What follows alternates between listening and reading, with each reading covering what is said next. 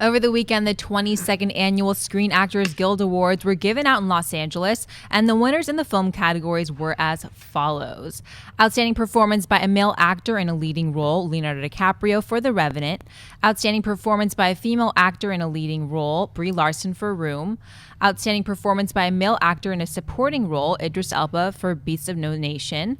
Outstanding Performance by a Female Actor in a Supporting Role, ALICIA Vikander for The Danish Girl. And finally, Outstanding Performance by a Cast in a Motion Picture, which is the SAG version of the Best Picture, went to Spotlight. Christian, were there any surprises in the SAG results? Yeah, I'll tell you what, because even though he's been winning the awards and he won the Golden Globe, Leonardo DiCaprio, I'm starting to change my tune, man. Like I was saying it for a long time. I still don't think he's going to do it. I think they're going to give it to Fassbender. I think they're going to give it to Eddie Redmayne.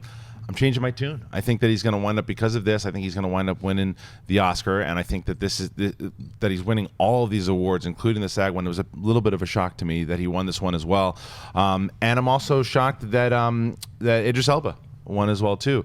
I think that because Stallone was up for that one as well, and so he's another guy who's been winning them all. I thought maybe that he would take that one.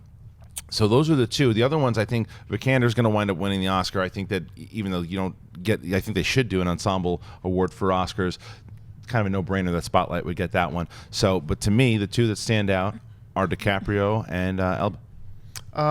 Not a lot. I'm not surprised that DiCaprio won the SAG. The SAGs are.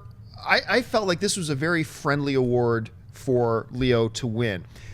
But that being said, a year and a half ago, when they announced this movie called The Revenant, Alejandro's directing it. You got Tom Hardy and you got Leonardo DiCaprio.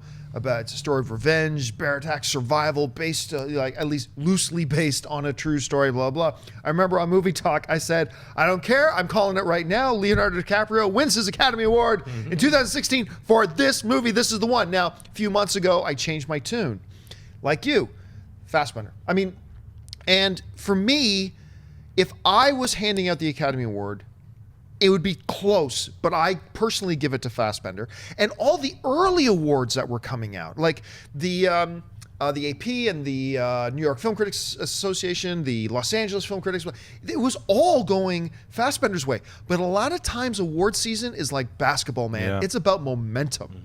And right now, Leonardo DiCaprio is carrying in all the momentum. Like if you'd asked me a month ago, I would have said Leo's going to win the SAG. If you'd asked me about the Golden Globes, I would say it's irrelevant. Who cares?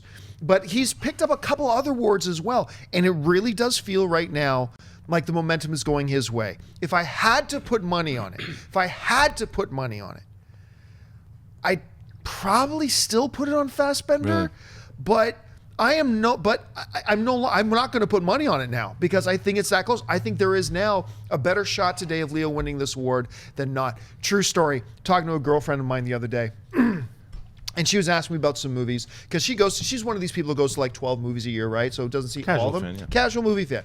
So she asked, "Hey, is that Idris Elba hip hop movie any good?" I'm like, "Idris Elba hip hop movie?" And I'm thinking, what has he got coming out? I'm like, I'm not. I said, when does it come out? She goes, "I think it came out a while ago on Netflix." Are you talking about Beasts of No Nation?